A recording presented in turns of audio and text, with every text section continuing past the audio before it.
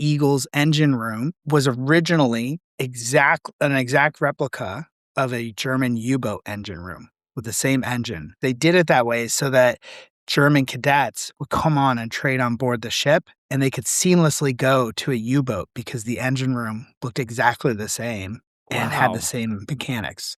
On the Wind is sponsored by Schooner Woodwind Sailing Cruises in Annapolis, the place that I started my career on the two 74-foot wooden schooners. They do 2-hour day sails for public cruises and private charters. If you've got a business, want to bring your company out for a team building or just a fun day on the water, we can do private charters. Pretty cool full circle moment. We bought the business last fall, in case you missed the memo. You can go to schoonerwoodwind.com to buy public sail tickets. They're available for every day we're sailing for the rest of the summer through the end of October. And of course, we're going to be doing our Woodwind sail with 59 North in October at Annapolis Sailboat Show. We've got the Schooner Race, which is a big special event in October, the trip back, the adventure cruise back up the bay, and lots of other stuff that we're kind of co-mingling between 59 North and Woodwind. So if you want to buy a ticket to take your family sailing, or if you're a business and want to check out our private charters, go to schoonerwoodwind.com. On the Wind is also presented by BVI Yacht Sales, our friends in the Caribbean and Annapolis. They can buy or sell your dream boat. You don't need to have a boat that they're listed for them to be your broker. They're good friends, personal friends of Mia and I for many, many years, and I'm checking out their website right now on June 16th. They've got 2 really unique boats that maybe you don't want to buy them, but if you do, they're freaking awesome. They've got a 1994 Bristol Channel Cutter, one of the coolest boats ever, Lynn and Larry Party's original boat. Check it out. It's called Little Wing. That's actually in Florida. And then they've got a very unique 1963 Camper Nicholson's 36. This is only $29,000. It's in the Dominican Republic. It's outfitted for cruising. If you want a cheap, very cool, classic boat that's already in the Caribbean, check that out. And if nothing else, just go to their website and look at the pictures. The boats are amazing. I love these. You know me, I'm a sucker for these old classic boats. So check those out on bviyachtSales.com. Their home base is in Tortola. They've been doing this since 1981, and they are trusted friends of ours. August and I joke about broker BS on our boat listings podcasts, but of all the people out there, I think you can trust these guys. So thanks again for BVI Yacht Sales for sponsoring the show, and check out their listings or get in touch at bviyachtSales.com. Hey friends, welcome back to the show. I'm Andy. It is almost summertime. Well, it is summertime, but summer holiday here in Sweden. We have adapted to the Swedish culture of basically taking the entire month of July off, and we're going to be out on Spica. In fact, when this publishes, I will be T-minus 1 day away from starting my first trip of the year on Spica with crew, with 59 North crew. We're sailing to Åland, and then Mia and Axel are meeting me in Åland, and we're going to have 4 to 5 weeks as a family to sail back to Stockholm. So I am in pre-record mode here to get this stuff done before the summer holiday. A couple things to promote. All the events at the boat show are now open and bookable on the website. So go to 59-north.com/events. We've got the annual crew party, the Sailors Social on Friday night. Mia's got her women's happy hour. We're going to be doing a woodwind sail as usual. That's actually not open yet, but it will be shortly. And then, of course, right after Boat Show, my Skipper School 2-day workshop on the Monday and Tuesday after Boat Show. I think it's October 19th and 20th. Really excited about this. It's a new concept. It's basically stemmed from the idea that we're in the process of hiring, and I have very specific things that I want our skippers to know. And I'm like, wait a minute, that's very applicable to your own boat as your own skipper. So I'm opening it up to people. It's limited, 12 people. It's going to be at J-World in Annapolis, and you can sign up for that as well. It's open. I think it's about half full. So hopefully we get a few of you listeners in there for that. Incidentally, on the subject of being a skipper, both John Harries of morganscloud.com and I have recently published articles about what it takes to be a skipper. I wrote mine in the context of what does it take to be a 59 North skipper and how can you apply that to your own boat. That's on the Quarterdeck. If you go to quarterdeck.59-north.com, you can read my lengthy article there. If you are not a member, you can sign up and get a 2-week free trial. So if all you want to do is read that article and then peace out, you can do that and not pay for it. Go to morganscloud.com. That's Attainable Adventure Cruising, where John wrote his article about what it takes to be a skipper. And of course, I chimed in the comments because I strongly disagreed with his take about anxiety. And I'll leave it at that. You've heard me talk a lot about anxiety on the podcast. John and I disagree on that, and I'm curious what his response is going to be. So check that out on morganscloud.com. And then the fall bunks that me and I talked about last time, 59-north.com/bunks. I'm doing a trip on Falcon in November, Monterey Bay in California to Mexico. Hope you can join me on that. Without further ado, here's my episode with Will. I love Will's books. I love him as a guest. He's really fun to talk to. And this is a particularly interesting episode about the Coast Guard Eagle that kind of evolves into an episode about leadership in general. And you know that I love talking about that. Okay, here we go. You're listening to On the Wind, my podcast about offshore sailing. I'm your host, Andy Schell.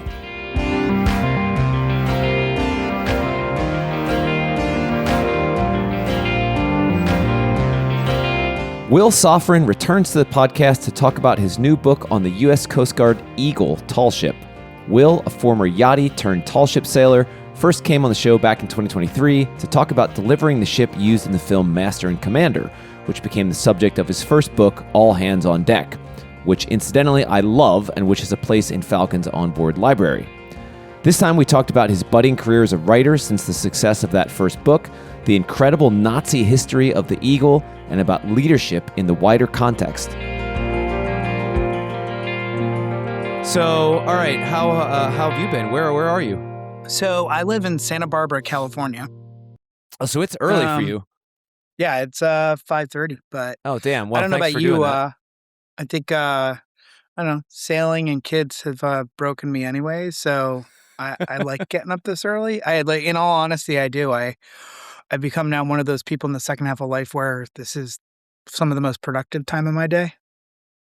Well, let's just jump right into this. I will admit I haven't had time to read your book, but I've read about it and I know a little bit about the Eagle. But what I want to start with asking you is, you came from sailing, kind of my kind of sailing, then Yep. did this thing on Rose with the previous book that we talked about.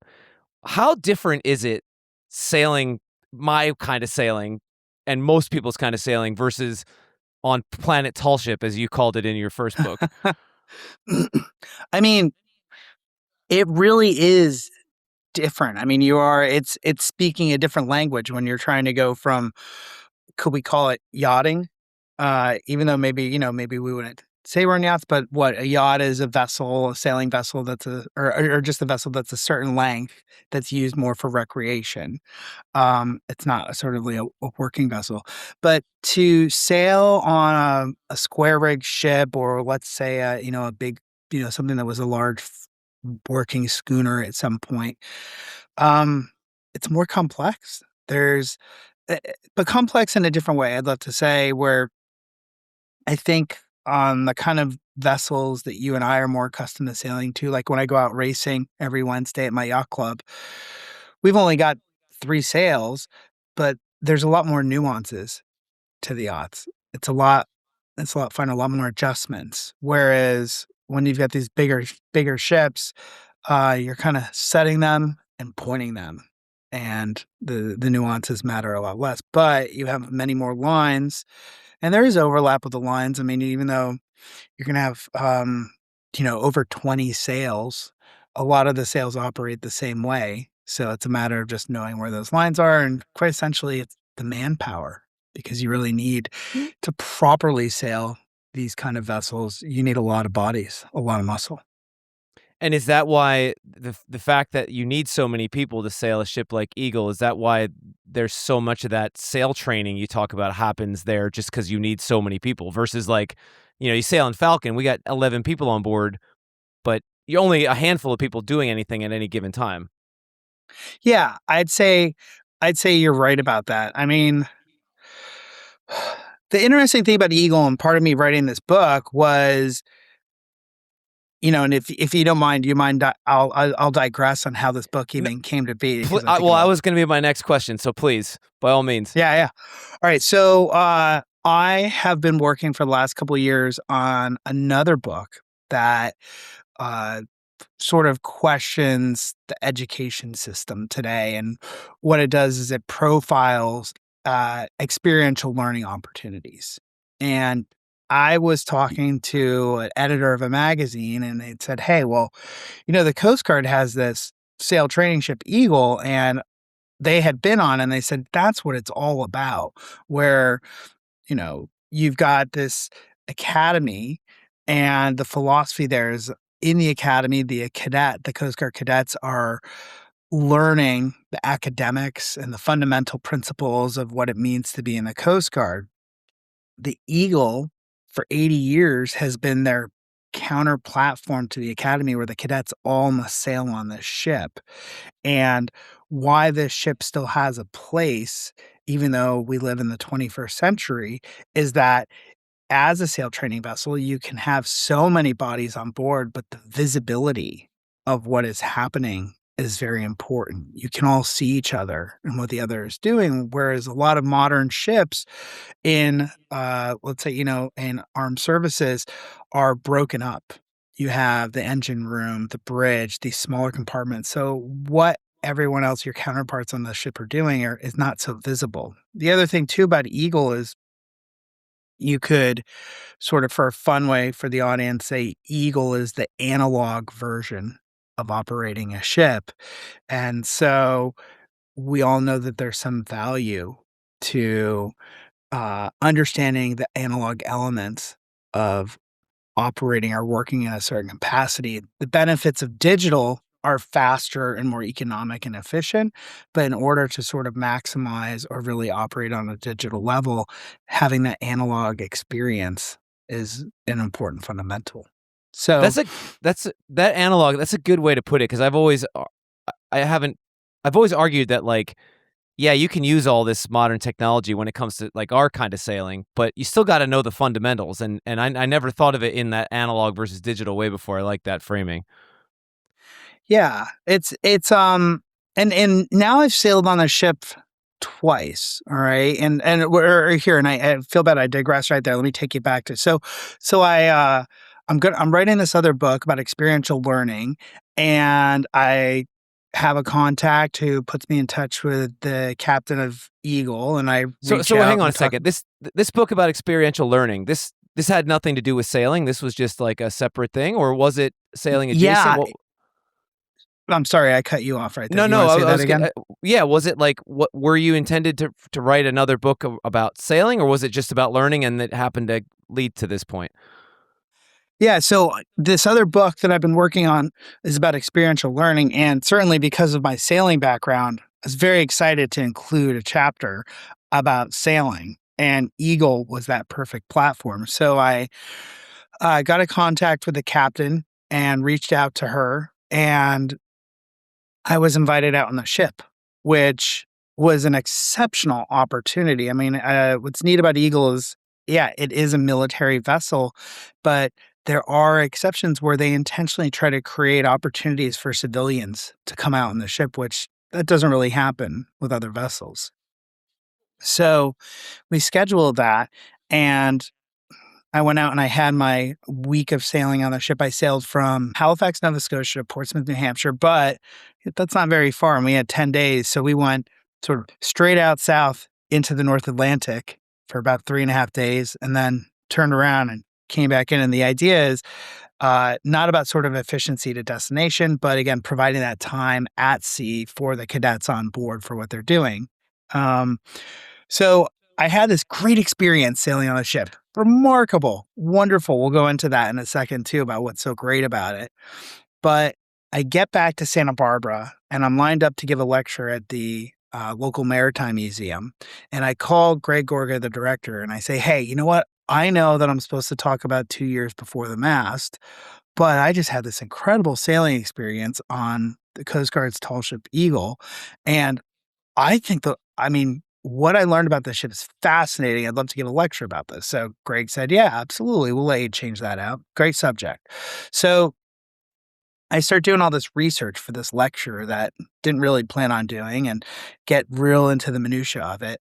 And The lecture's amazing. Love it. Wonderful. Great reception. A week later, I'm talking to a development editor from Globe Pequot, Brittany Stoner, and we're just making small chat. Love Brittany. She's really great. And I'm talking about my lecture, and Brittany says, it's such a good subject, and Eagle turns 90 next year. Why don't you write a book about it? And so I thought, well, that sounds like a fantastic opportunity. I mean, she's absolutely right. The timing's great. The only thing is, I'd have 5 months to deliver a manuscript, which is not a long time in the book world. And my agent said, but Will, you've got this other book that you're working on that we're about to go into contract for. Are you sure you can juggle both? And I said, yeah, this would be great. This would be great. And so I ended up taking both those on, and Eagles come out. And now this other experiential learning book, I'm about to submit the manuscript, and this will come out next year, but it still features a chapter about Eagle. Wow. Okay. So this is like one chapter turned into an entirely new book that came out before the original book was supposed to happen. Correct. So another little diversion here, just because I'm curious, like your first book, or was that the Rose book, the first book, was that your first book, All Hands on Deck? Yeah, that was my first book.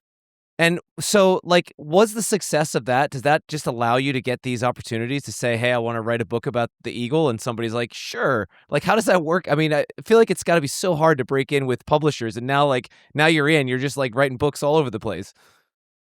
I think it is exactly as you had said. I think All Hands on Deck, it had the merit, I had the gusto, the story, like there was so much there that made it compelling for me to get my agent, for me to get a publisher. And I do think what was really important though to book two, which, I'll say, or we should say book three, which was supposed to be book two, was I thought it was actually going to be a shoo-in with my first publisher. They had helped develop book three. And you know what, since we're talking about it, I'll just say, so it's called Hands On, which everyone kind of laughs because first book is All Hands on Deck. So Hands On, my first publisher had first rights of refusal. They actually helped develop the book for a year. And then when it came time to acquiring it, they ended up passing on it, which my agent and I did not expect at all because they developed it with me for a year. But since All Hands on Deck had come out, I was just very personally involved and engaged on making sure that the marketing campaign for that worked. Through that, I had gotten to know Brittany Stoner, was the editor at Globe Pequot. And then I think also because of my efforts, my agent really believed in me a lot more than even I think he thought he would have at the beginning. And so I ended up, because of my hard work and commitment, had made fans of myself. And that is sort of what created, I think, these other opportunities. So Hands On did get signed by a different publisher that my agent had found. So now it's interesting that the publishing world is very cutthroat. I'd say more cutthroat than any industry that I've ever been part of. Usually, like in the music industry, if you develop a musician, well, the record label definitely wants to hold on to that musician. But my experience in the writing world is you could still be successful, but that doesn't mean your publisher is going to say, okay, like you belong to us, we belong to you. So 3 books, 3 different publishers?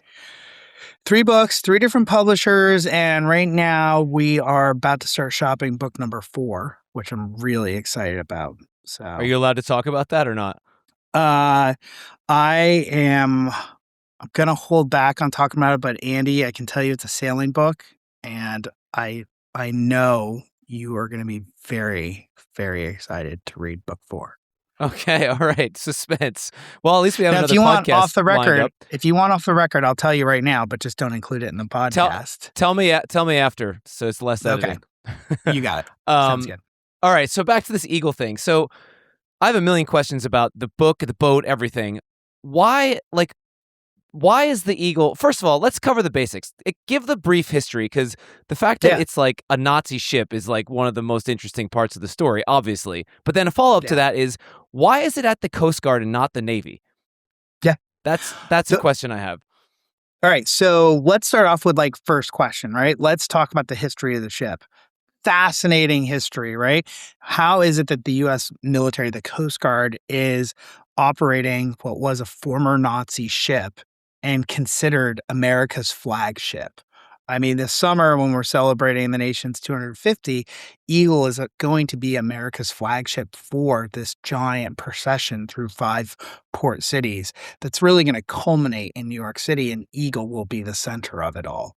So the history is that we'll go back to World War One. All right, World War One ends with the Treaty of Versailles, and Germany is restricted from building up its military, so it can't build warships. So, still appreciating the need to train officers, naval officers, they know that they can build sail training ships. And so they have a sail training ship, it ends up sinking, but it creates this sort of momentum for national pride. So there's like a fundraiser, a coin drive, and they design this new sort of optimum training vessel called Gore-Fock. And it's ideal, it's perfect. So what they do is they establish what's called the Gore-Fock class, and they start building more ships like it, but they improve upon each one. They're, consider it like a development class. Like, we love this. Let's make the next one 10 feet longer or do this a little bit bigger. But in a sense, they all sort of are very, very similar in design and spirit. And what happens, though, is this helps them prepare for World War II, what we're going to lead into. Like, as a matter of fact, Eagle's engine room um, was originally an exact replica of a German U-boat engine room with the same engine. So Was it like that was it like a prototype or? No. So what would happen is they did it that way so that German cadets would come on and trade on board the ship, and they could seamlessly go to a U-boat because the engine room looked exactly the same and had the Wow. same mechanics. So, and very quickly it escalated, right? Because Eagle's hull number is the predecessor to the battleship Bismarck at the yard where she was built. So you have this quick little sort of like, okay, we're going to build a sail training ship too. We're going to be escalating and building our military. And by the time they get to build this ship, the Bismarck is coming up next. And Eagle was originally launched as Horse Vessel, which was the name of a German martyr, or sort of an adopted martyr by the Nazi Party. He had written the words to what would become the theme national anthem for the Nazi Party. And so this ship was seen as a big political symbol, where Adolf Hitler was at the launching, and she was the pride of like the Nazi Kriegsmarine and training. And so the ship started off, though, with her role where, I mean, there's fascinating pictures of her history serving the German military and traveling the world. And this is, as, things are starting to escalate with the Nazi Party. But she stays sort of on the sidelines, sail training. And then, Germany enters World War One and things shift a little bit. And there are some fascinating pictures where the ship has been retrofitted and she has anti-military or aircraft. She's got anti-aircraft guns mounted to her deck, and Jeez. she she gets put in a bit of a more active service. But she's not a warship out there, but has a bit of a duplicit role, still training cadets, but also fighting the battle and also serving as a symbol of Nazi pride and state. Do you want me to keep going, or you want me to Yeah, pause no, there? keep going. This Okay. is fascinating. Yeah. So the war goes on, and eventually we know that Germany is going to lose, and the ship near towards the end does her last sort of mission with German cadets. And I want to say there's a distinction here. There's an important distinction. There are Germans and there are Nazis. And we all understand that, when war happens and there's conscription and drafting, that you could have a lot of young individuals who are brought into war who maybe don't believe in the ideology of what they're obligated to participate in. And near the end, I think that the horse vessel tended to be more occupied by Germans rather than Nazis.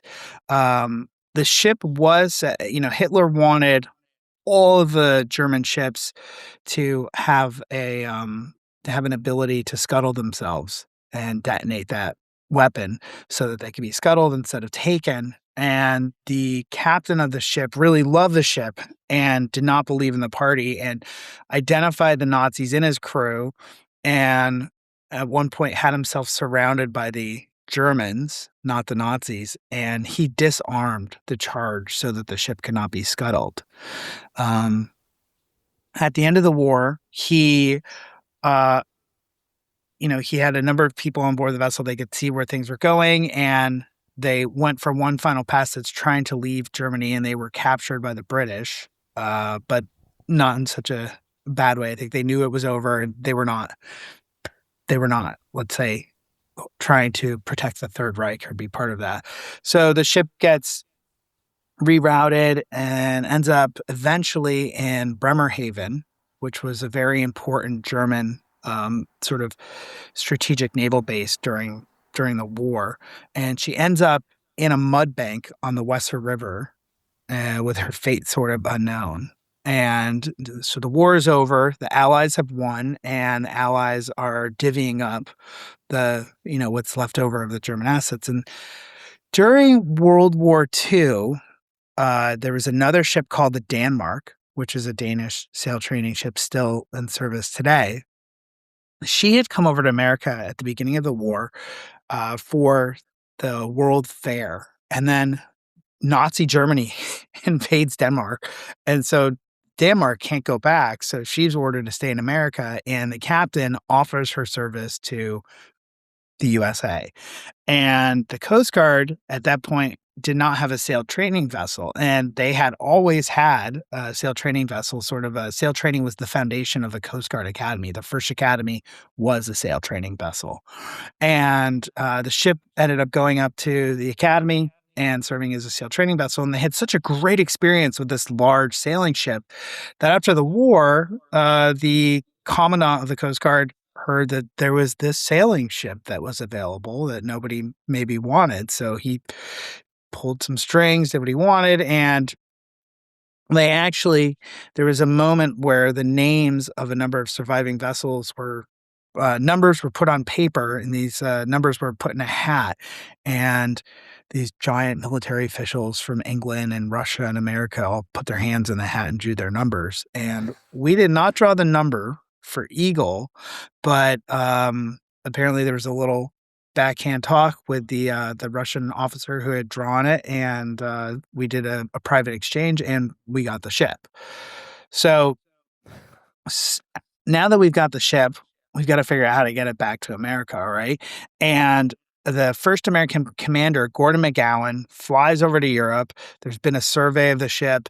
He's got a plan. He arrives in Germany at the beginning of 1946, and he's in this devastated city. I mean, think of the movie Private Ryan, where all the buildings are just blown up. There's really nothing left. You've got war refugees. Just it's pretty sad. He gets there, and when he gets on board, he finds that the German crew is still living on the ship. Wow. Which kind of a little awkward, right? Yeah, I'll say. And for how long had they been living on the ship? Like when the ship went to that mud bank or whatever you said? Yeah, that happened in 1945. So now we're, I want to say maybe 3/4 of a year later. This reminds me of like you hear these stories now where you have like commercial ships that go bankrupt or whatever, and the crew get stranded on the ship because they're in a foreign country, they've got nowhere to go, and they just live on these ghost ships. That's pretty wild. Yeah. Same scenario. Exact same scenario. Yeah. Okay. So they find the German crews hanging out there, and then what? So then he gets tasked with realizing that the survey was completely off. The ship has been stripped. There's it's a mess, and he's got to figure out how to pull it all together. And he gets some people sent over from the Coast Guard to help him out, but the war is winding down. It's over. There's no reason to keep spending money. Budgets are getting cut, and he's got to figure out how to put the ship back together. So through some crafty work with officers of other divisions of the branches of armed services, he is able to put the ship back together. They have new sails made. They find hidden warehouses with all these, sort of underground places that have hidden supplies that the Nazis had hidden and all that sort of stuff. He gets the ship put back together, but the challenge is he can't get enough bodies to sail the ship back to America. And he gets put in the position where the only choice is to conscript the German crew and have them sail with him. Now, when I say conscript, I mean there was an assumption by many of them that they would be invited to sail back, but he was very concerned about that, how that would be received in America, because previously there had been a German ship that had come back with a German crew. And when it arrived in America, relatives were invited on board and there was a celebration and there was a big political outcry publicly about how terrible that was. So he was concerned not only that, but I mean, also, even though I was making that distinction of Nazis and Germans, I mean, you still have all these men who were your sworn enemies less than a year prior. And now you're going to together rely on each other to safely sail the ship across the Atlantic and deliver it to America. So that is what happens is and I'll say Eagle, the ship is rechristened as U.S. Coast Guard cutter Eagle. And I think a month later, she got underway from Bremerhaven, Germany, and sailed to America, stopping in England, Portugal, Bermuda, and then finishing in New York. But that was in itself just an amazing story. There's a book written by the first commander called The Skipper and the Eagle. And I mean, let me tell you, you could make a movie just about that first delivery, bringing Eagle back to America. So I was going to ask you, how did you research? Like, where did you research for the book, for this stuff in general, but other stuff specifically? So doing the research for this book was incredibly exciting. I really had so much fun because when the opportunity came up for this book, which was a sure bet with a publisher, I immediately reached out to my contacts at the Coast Guard and said, hey, I've got this great opportunity to write a book about Eagle. What do you guys think? Would you be on board? And I ended up getting put in touch with a woman named Andrea Marcille, who is a Coast Guard alumni graduate. She's retired, but she's the president of the Coast Guard Alumni Association.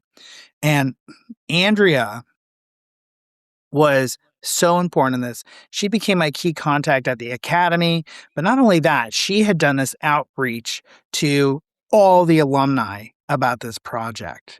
And what happened too was I got a lot of just sort of Coast Guard support where I ended up flying back east.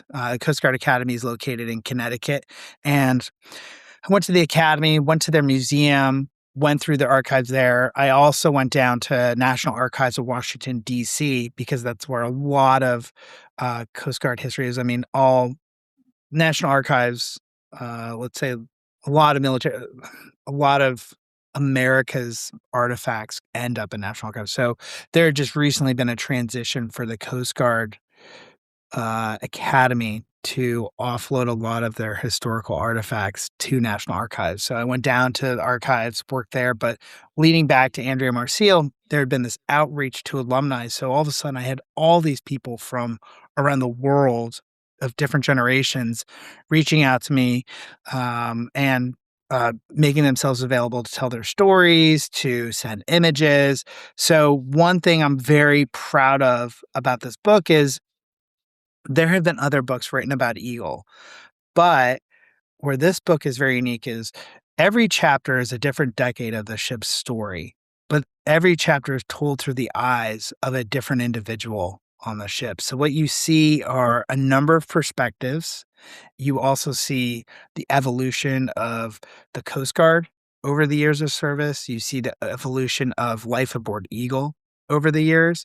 And in the book, probably I'd say about 90% of the images are ones that have never been published, that the world has never seen, because a lot of them have come from individuals, people who were cadets or officers on the ship. These are from their private collection. So that's really exciting, just having that new content to bring to the world. So let me think about how to ask this question, but like what is gonna seem unique or like, okay, so you had all this material you were researching and you got this book out of it. If somebody else who was not a sailor had the same body of work and was going to do the same outline and write it, do you think that because you are a sailor and understand that side of it, that there's more something in the book that's going to come across that a non-sailor may have missed? Absolutely. I think that having the sailing background was a key component to writing this book, and specifically having the tall ship background. And I wouldn't call myself in any way a tall ship expert, but I have experience on this kind of vessel.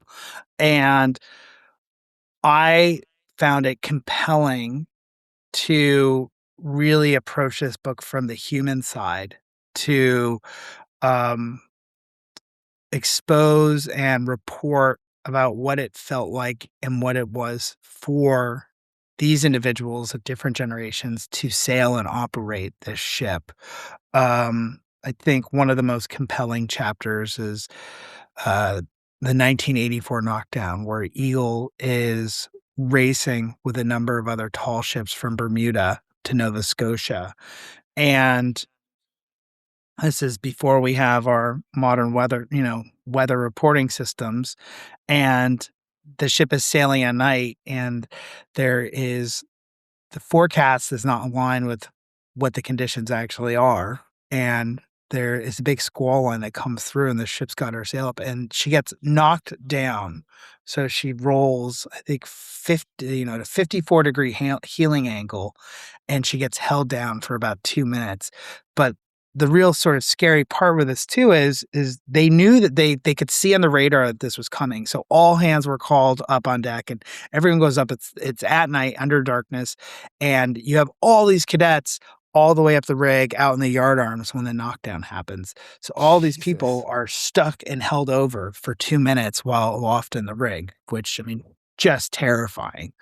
But to write about this chapter, I interviewed 10 individuals who were on the ship when that happened, and it's a fun chapter. It's terrifying, but it was fun to write about because what I do is I take you all around the ship to the different points that these individuals were on and sort of tell you exactly what happened when the knockdown, what it felt like for them, what they were doing. I don't know if I would have been able to, if I was a layman who was a historian just researching this book, I don't know if I would have been able to put that chapter together the way I did without having my sailing background to appreciate being in a storm, being knocked down, and having what Yeah, that feels like. that's super cool. I mean, I'm thinking like from the other side of it as a reader, I'm thinking about, Hollywood movies that always get sailing wrong, and like it's only the sailors that are watching it that are going to notice. Um and I wonder, the mass audience that reads this book might not necessarily notice those nuances, but like I will. And I think Yeah. that's really cool when you're writing a book like that. I was gonna ask you something else now, and I lost the thread. Oh no! Oh, that knockdown story. It reminds me of. I mean, isn't that how the original Pride of Baltimore sank? Not in that same route, but they were going from Puerto Rico, I believe, maybe to Bermuda or somewhere in the Northeast, and got knocked down by a squall, but the boat didn't come back up. Are you familiar with that Yeah. story? Yeah, I am. And that's what happened. And actually, not to take away from that, but there is in this chapter, in the same moment, there's another ship called the Marquet, which was modified for a film a decade before about Charles Darwin. So they had bastardized this ship and made it kind of look like something different. But then it wasn't, it was a British registered ship, but she wasn't. There's question. You can say it's questionable about her certification to be able to do what she was doing. Was she really inspected to do what she was doing? And believe it or not, it's sailing at night, same thing, doing the same race, but it's far away from Eagle, so nobody knows what's going on. And the captain really, you could say he was a good captain for what he had done. He had been in Antigua and had been teaching sailing and running a charter boat down there, and got hired onto this. And um, he had, let's see, when they modified the ship for the filming, they had put deck rates on that kind of made it look more authentic. And they retained that because it certainly helped with the ventilation down below, but not very safe when you have these giant, huge open holes in your deck that water can just pour into. And to save on to save on electricity, he turned off the radar at night. And then some of the guests on board were complaining about the deck scuppers making noise. So he had ordered that all the deck scuppers get nailed shut, literally. And what happened was the people who were up on deck didn't have the experience or knowledge. They didn't see on radar this band of weather coming. And the ship got knocked down and sank in, I think, a minute. Turned over. I mean, just in the middle of the night, in the black of night, just a horrible experience. Almost everyone on board died and was never seen again. And the sinking of that ship, you think about what happened prior to Baltimore. This ship really had, really affected the community. And as I understand it, it really had cause for a lot of change about improving regulations, qualifications, certifications across the board, not just for the ships, but also for the individuals that operate these kind of vessels. So you touched on this earlier, but I tend to associate anyway the Coast Guard not necessarily with sailing, whereas the Navy are literally call themselves sailors. Why did this ship end up with the Coast Guard, and why is that such a big part of sail training at the Coast Guard? But like, why doesn't the Navy also have it? Like, that sounds like a compelling argument that the Navy should also have one of these. So I'm going to answer that. I'm going to give you, so one thing I'd love to like prerequisite it with, which is, I'd like to prerequisite my answer with a little bit of background. When I was getting ready to give that first lecture, I thought, well, when I've had this incredible experience on this ship, I was a professional mariner. I knew about the Coast Guard. I've got to learn a little bit more. And my God, was it fascinating to really learn about the Coast Guard. The Coast Guard is a service that is greatly misunderstood. The diversity of their missions, what they were supposed to do, the scale of what they are, it was just fascinating to learn about. And what happened was the Navy was developed to protect America, you could say, or represent America globally, to have this global presence. So the Navy, by nature, needed to be larger than the Coast Guard because of what their mission was and what they needed to accomplish. And therefore, they had bigger vessels, more vessels. And in order to do that, you needed more servicemen to operate that service. So what became sort of a model for the different service academies was like, once a service got to a certain scale, you needed to standardize the education of that service, and then you form the military academies, but then you also need the training vessels to train those individuals. And what happened was the Navy scaled up so much more than the Coast Guard early on because of what its mission was. So in the early 19th century, you have the establishment of the Naval Academy, and you have this modernization globally that's happening. The Coast Guard is a unique service because it wasn't the Coast Guard. Originally, it was founded in the late 1700s. It was a concept created by Alexander Hamilton, who was the head of the U.S. Treasury, who at the time the Navy had been disbanded, so there was no U.S. Navy, and America was in debt from the Revolutionary War. So what he did was he proposed a new service that could impose tariffs on vessels entering America, and that way the government could raise funds to pay its war debt and operate. So there was the establishment of what was called the Revenue Cutter Service.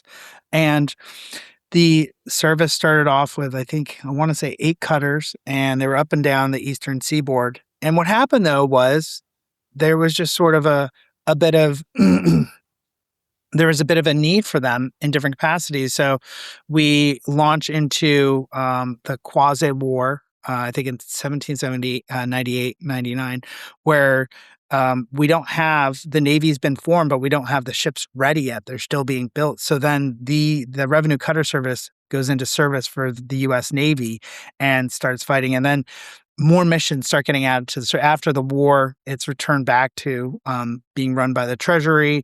And then what happens though is it starts helping out with humanitarian missions, anti-slavery missions. It keeps adding. You keep adding more responsibility to the service, but it's a coastal service. It's based on smaller vessels, and so life saving becomes a component to it. And then what happens is there are a few other small services. There's the U.S. Life Saving Service.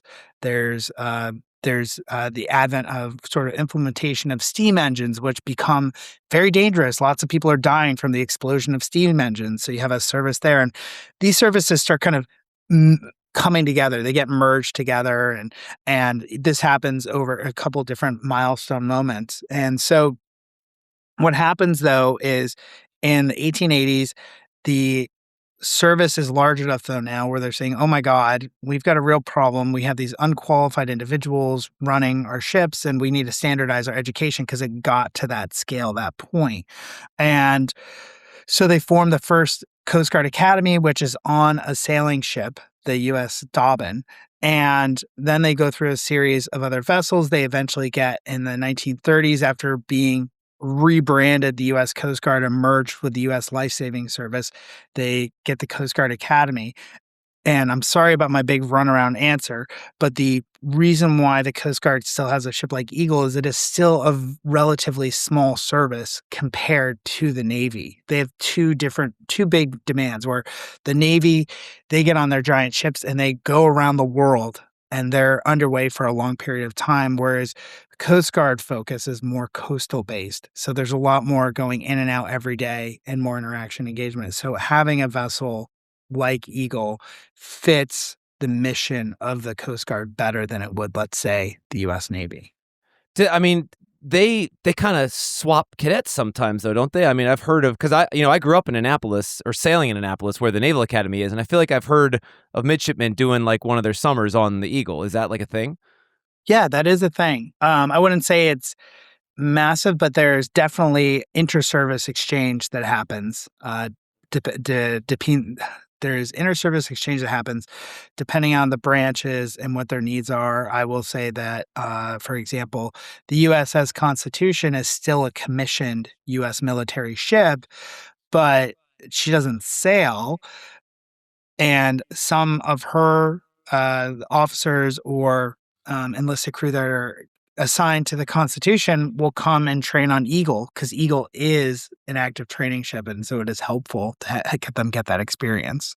Yeah, sure. So I'm curious about like the maybe the other topic of your other book, the leadership and sail training aspect of this. Like, why is it that why did you think to include sail training as one of your experiential education things, and why is it that like sail training in the traditional sailing tall ship sense is such a good way to teach leadership, even if it has nothing to do with sailing?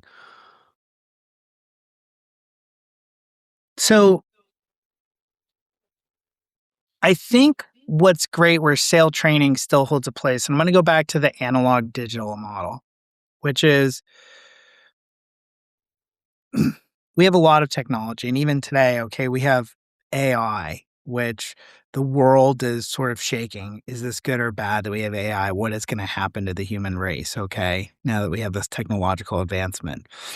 I'm a huge fan of technology. Every time human civilization has had technological breakthroughs, it's certainly hurt in some ways, but there have been more benefits that have outweighed the disadvantages of it. I mean, you could, say the Industrial Revolution is a great example of this happening, where you modernize the production of um, making products, and all of a sudden you improve efficiency and materials and techniques. A great example would be Henry Ford with the Model T, where he learns how to produce an automobile on this production line. And okay, so the disadvantage with the Model T is you have you put some horse farriers out of business.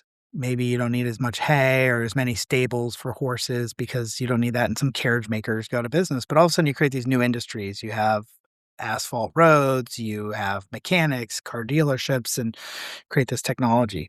Um, But the thing is, whenever technology advances, it still requires us to have a fundamental understanding of where we came from. So, sail training, like on a ship like Eagle, provides that fundamental that is essential to make, I think, the executive decisions that we need leaders to make to discern what's right and what's wrong. I mean, with AI, I think the greatest threat, and I know that we're talking about sailing, but I think it relates to this, is AI can do a lot for us, but if we don't have the foundation to understand the suggestions that it's making for us or what we're asking it to do for us, then that's where we're going to lose. And I think that's what Eagle does or sail training does in the maritime industry. On board Eagle, cadets are, let's say, let me give you a few examples. If you are on a power vessel, like a power boat, you might have twin engines and a bow thruster where you can use that mechanical advantage to get you anywhere you need to be into a slip pretty easily, right? Now, you and I are sailors. I think that because of the limitations that we deal with on our sailing vessels, because we don't have twin engine vessels with bow thrusters, we have to be more cognizant about what the current is doing, what the wind is doing. How is that going to affect us? Is our bow going to get blown in to this? Like, what's going to happen there? Eagle provides that opportunity for feel that the cadets are never going to get on a giant sort of industrial ship that just has the power to power its way through. But what happens when those engines conk out? Is it more beneficial to have that context of understanding what the wind and the tide are going to do to the bow of this big ship? I think it really matters. On Eagle, cadets still do celestial navigation. I mean, we have GPS. Do we need celestial navigation? No, but it's an important fundamental for getting around. It's an important fundamental for understanding how navigation works and why, and what happens if you are on a ship and you lose all power. I mean, isn't it nice to have another means of navigating? I mean, I certainly would like to not be entirely reliant on GPS, even though I think it's a great tool. I think sail training still holds a place too. I touched on it earlier because of the visibility that happens on Eagle, where when there is a maneuver or an operation that's taking place, everyone can see each other and what they're doing. And more importantly, it's an opportunity to work together. And I think through that process, you can see who is a good leader and who is maybe a better follower. But that visibility seems to be really important in human engagement.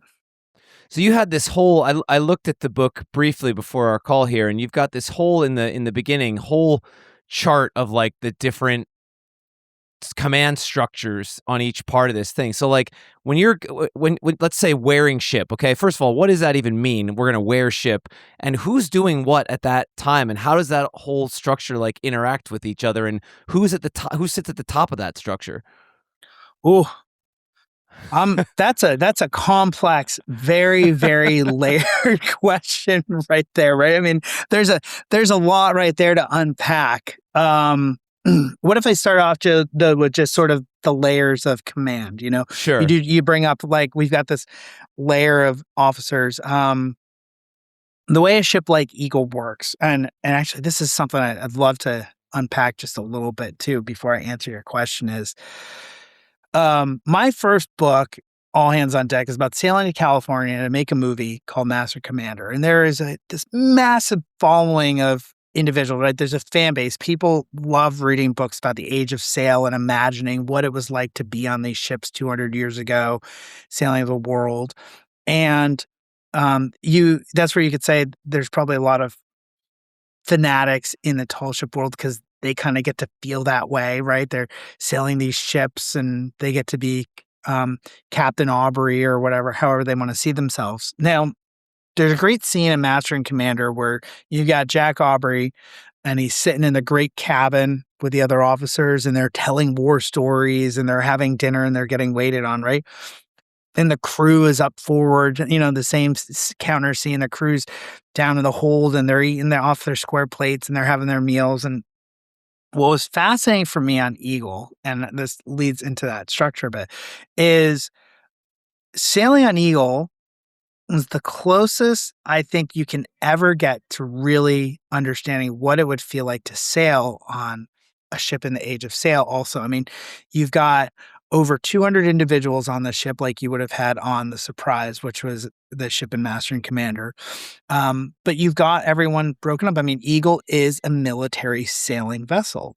It's the only one in America that is still operating this way. So in the stern, you've got what's called officer country, which is where all the officers live and have their meetings. And you have the wardroom where they still sit down and eat, and everything is structured as you might read in a Patrick O'Brien book. And then you've got in the belly of the ship and forward, you've got the crew and the cadets who are literally still, eating off of square trays, and they've got faster eating cycles where I remember the first passage I was on Eagle, I'm sitting in the wardroom in officer country, and you have cadets come and they take your order and they help clear your plates for you, and you're sitting down, and you might have an admiral on board who's telling you stories of when it was their time and what they were doing, and it was just really sort of fascinating to sort of in a modern sense experience what so many people read about and maybe would like to know what it feels like to be on a ship like that.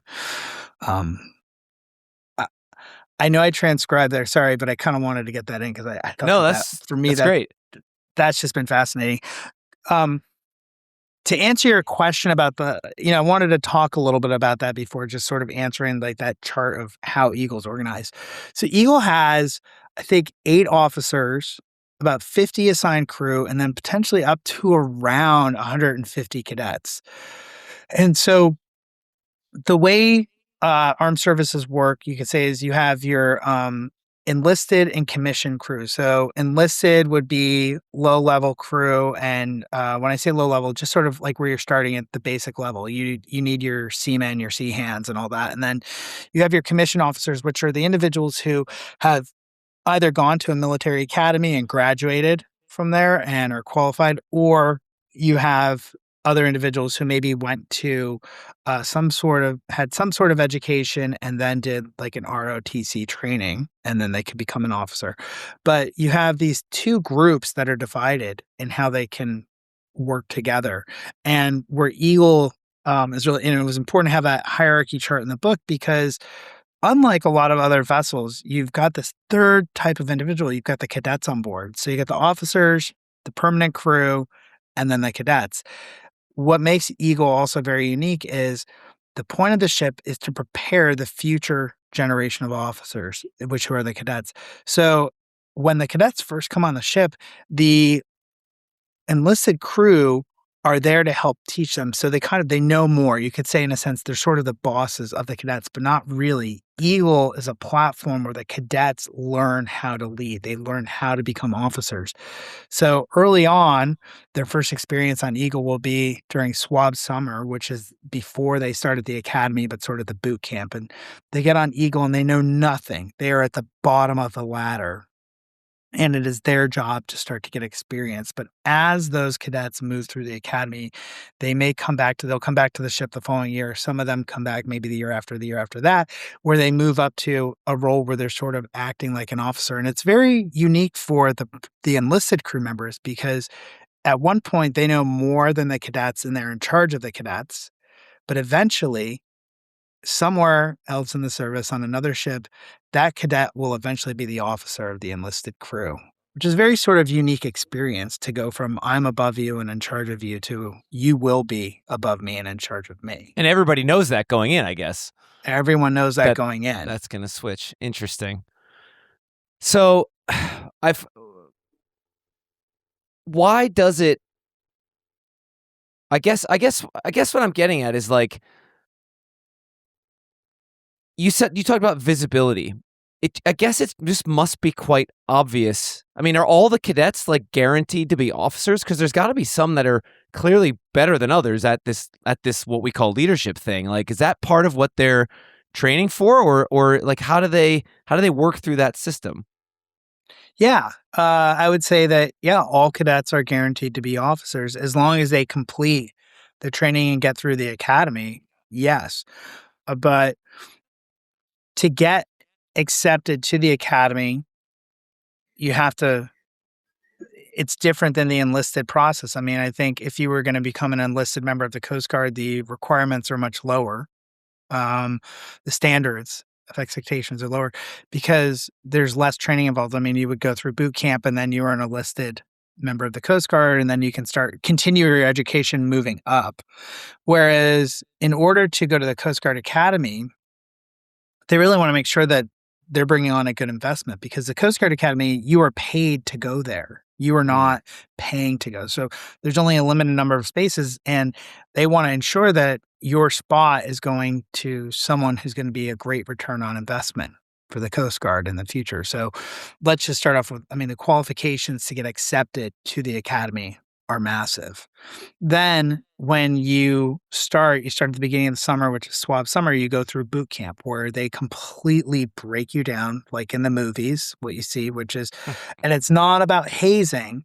It's about breaking you down to build you back up under their mold so that you can become a great leader. That's what it's about. It's about respect, but it's hard because we kind of need that bit of physical breakdown to reframe the mind. So not everyone survives. Not everyone makes it. I know the retention rate right now is pretty good, but I want to say retention is in the 70 percentile, something like that, for people who come into the academy and complete it. But even going back to the 70s, I think retention was just hovering above 50% per Wow. se. Huh. So and don't quote me, I could be off a little bit there, but the ratio has gotten much better, but it's not 100% of the people. So you can't come into the academy, coast, and then graduate, be an officer, and not really actually be qualified to do it. So back to my other question about your other book. Why did you think to, like, in the context of this concept of hands-on, why did you think to include a sailing chapter in that? How does that relate back to the rest of the book? So the other book, Hands-On, why I have a sailing chapter? I think it was because I have personally experienced sailing, and the idea of hands-on is the subtitle of the book is When Experience Beats Credentials. And I profiling 10 different fields or industries around the world that I have studied. I just had the advantage of having sailed professionally and had a bit of experience with sail training. And I thought that would serve as an excellent case study for showing and proving where hands-on experience is essential and key. And even after writing the book about Eagle and going back to hands-on and saying, okay, now I've just written a whole book about this. Maybe I shouldn't have a chapter about Eagle and hands-on. No, there was still a perfect place for it, because where including it in the book hands-on still makes sense is we get to go into just a little dabble on what I kind of trickled on with you about the scaling of the service academies and what they do for acquiring actual practical experience. But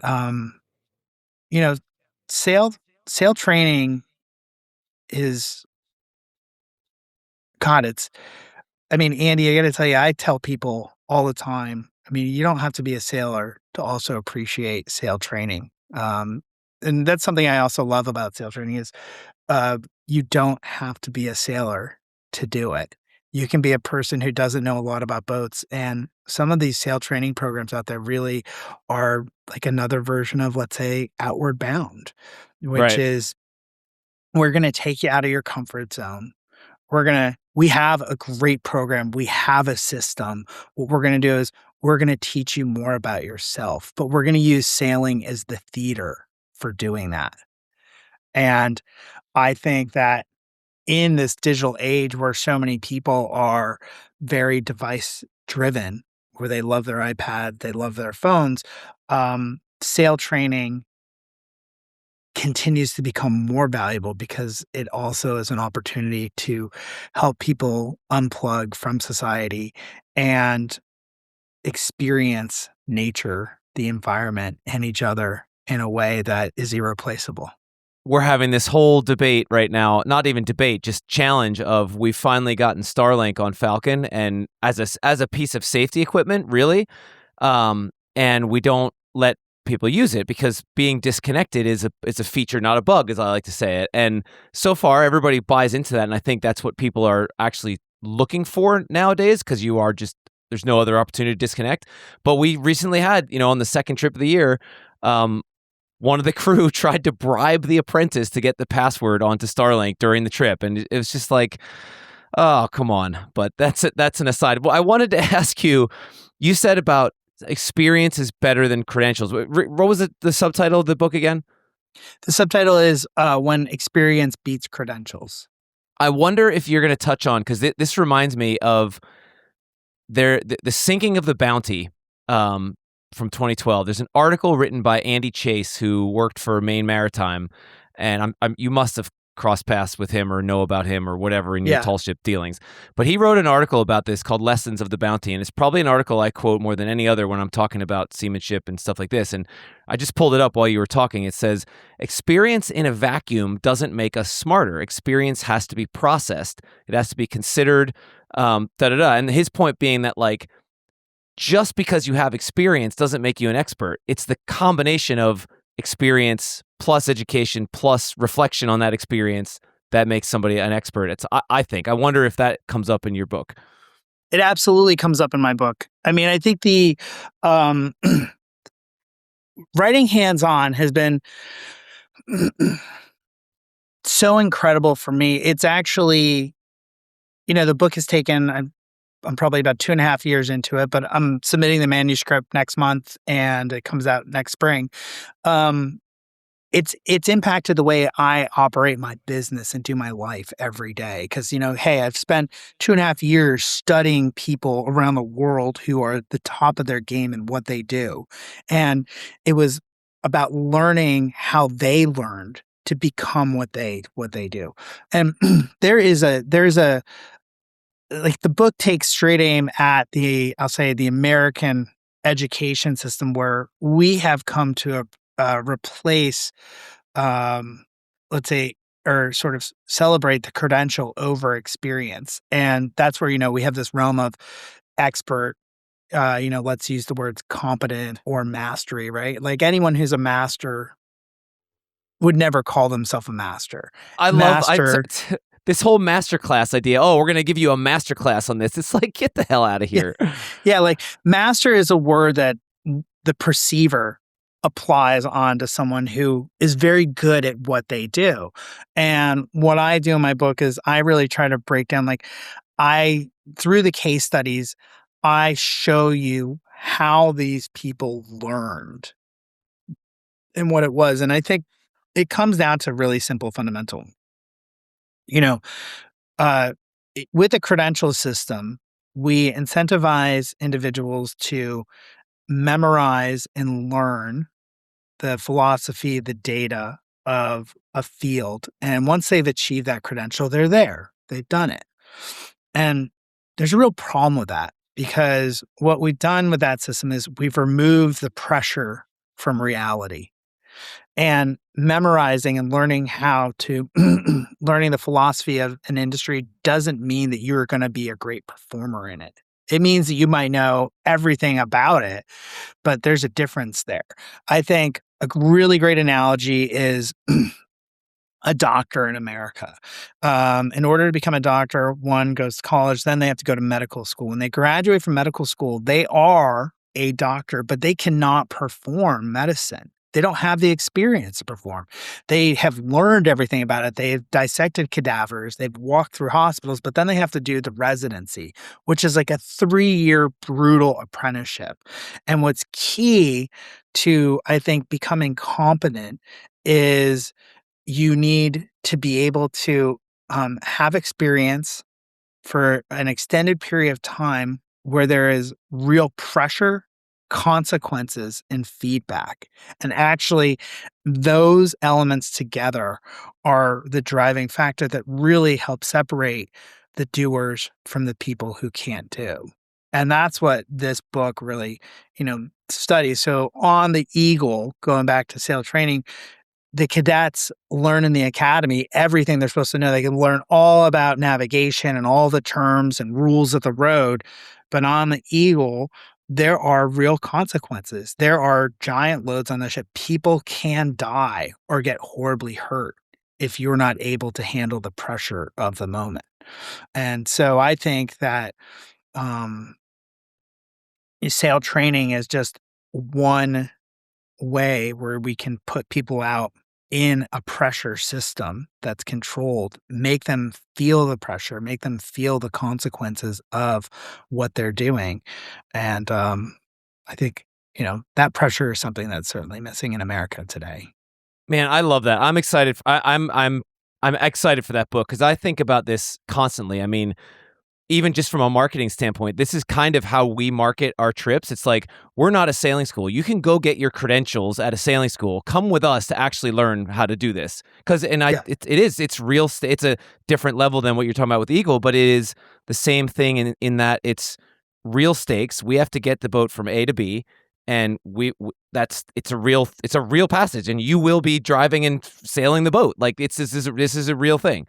And trying to get that point across to people is, I'm excited to read your book basically because I think about this stuff all the time. And just we're in the process of hiring new staff for next year, and same thing where I have this internal debate: do we hire people that have the experience from elsewhere, or do we hire the right person and build them up to what we believe in as the right experience, the right mindset, whatever, and which direction do we go? And it's not an easy question to answer because not a lot of people have the combination of like philosophy, personality, and experience that fit into what we're trying to deliver. But then how do you it's the chicken or the egg. How do you get that experience? So we're trying to create a pathway for that without throwing them directly into the fire with no experience. I mean, what I'm excited about with hands-on is, and you kind of touched on that, is like, how do you get the experience? And that's what I sort of want to argue is experience has always been king. It's always been the defining element. I mean, there are countless examples of breakout individuals who didn't have a qualification, but sort of that qualification maybe also could have been something that prevented them. I'll say, for me, with all hands on deck, you were asking earlier about me with like the publishing industry and how does that work? And, I went from no one to now I've got 3 publishers and I'm working on book number 4.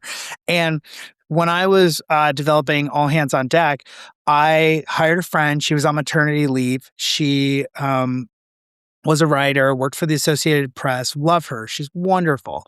And when I brought her on to All Hands on Deck, it was way at the beginning because I started that book as I'm going to write a book and then I'll self-publish it. And then I got into it and I was about, I think, 6 months into it. And I thought, why would I self-publish it? And so since she was taking care of her kid and free, I paid her to help me just sort of organize. And I mean, when she first looked at that book, she was like, this is awful. This is garbage. You're going to have to rewrite it 3 times. And she was absolutely right.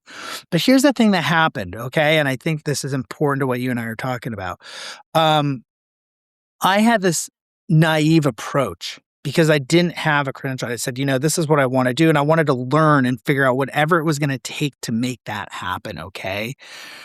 For her, I remember she really helped me organize the outline. We identified a couple sample chapters. I put on my thinking cap because I used to be a salesman and I learned how to put together a pitch to go find an agent, okay? And that was me. But she helped me, put together the package to bring to the agent. And so when I signed my agent, I remember she was over having Thanksgiving dinner at my house and she had a couple too many glasses of wine. And she kind of went off on this little tangent where she's like, well, what's going to happen for you when this doesn't work? And I looked at her and I said, well, why wouldn't it work? And she goes, this isn't how the industry works. Like, okay, you've got an agent, you figure this out, but like, there's a lot of people. Like, I went to school to get a degree to do this. Like, what you're doing is not normal. And in that instant, unfortunately, she fired herself in that moment. She didn't know where I thought, okay, I can't work with her anymore because she doesn't believe in what I'm doing. But I think that because it's like her degree gave her this credential, but it also restricted her ability to think outside of the box on how she was going to do. She believed that I can only achieve things a certain way. And me not having those boundaries maybe like I was absolutely naive. I made mistakes along the way, but I had always been this individual sort of like, how can I learn? How can I do this? There weren't guardrails on my road. It was more like sailing, right? Like when you're in a car, you have to stay on the pavement. But the best thing about a boat is there is no guardrail there. I mean, there's the shore, but you can tack or jibe and get yourself from A to B there. And the point of where I'm going with that is, yeah, I think, people who can become great at what they do through experience, I think are probably better thinkers, a little more creative, more resourceful, and more solution driven. And I think it's the nature of accumulating that experience and knowledge that gives them that, which a credential has a hard time providing. Which I go back to the doctor analogy, which is you can become a doctor with a medical degree, but you can't practice. You need those years of residency to develop that bedside manner to understand what it feels like to do something. Like I say to people, I'm preparing my talk already for when I do my tour next year. And I'm going to say, I was an apprentice who learned how to build wooden boats. And if you gave me a chisel today and I saw a piece of mahogany, I'm going to know exactly the angle I want to push that chisel into that mahogany and the pressure I want to put on my left hand and my right hand. And I'm going to be able to feel when that chisel is carving into that grain exactly the way I want. But I can only do all that because of the thousands of hours or hundreds of hours I had experience doing the woodworking. I can write about it, but my writing in no way is going to, I could write a textbook about it, but Andy, if you picked up that chisel for the first time, you would never be able to feel what I feel because you hadn't had that time. I love it. I call it when we talk about seamanship, I call it learn it and earn it. You got to do both. You can't do one without the other. I got to cut this short, Wilkes. I got to go pick up Axel from school. But when your fourth book comes out, we'll do this again and talk. I could talk for hours about this subject. It's really interesting. But you got to tell me now, off the record, what's the fourth book? The fourth book's going to be about. Thanks again to Schooner Woodwind for sponsoring this episode of the show. Use the coupon code HOLDFAST, all caps, no spaces, on schoonerwoodwind.com to buy tickets, and that is good for $10 off any public sale for the rest of the year. Buy a beer on us. That's HOLDFAST, coupon code on schoonerwoodwind.com. Thanks also to BVI Yacht Sales for sponsoring this episode of the podcast. Go to bviyachtSales.com to get in touch, check out their listings, and see if they can sell or buy your dream boat. On the Wind is the podcast about sailing, created by 59 North and hosted by me, Andy Schell, and August Sandberg. The show is mixed and produced by me and August in Sweden and Norway, respectively. The intro theme music is composed and performed by former podcast guest, sailor, and musician Cameron Dale, while the outro music you're hearing now is, of course, by our friends, the Stormweather Shanty Choir from Bergen, Norway. We love hearing from our fans, so send your questions and comments to holdfast@59-north.com, and please do us a favor and review the show on iTunes or wherever you get your podcasts. Don't forget to join us on the Quarterdeck as well to nerd out about seamanship. That's quarterdeck.59-north.com. Until next time, hold fast.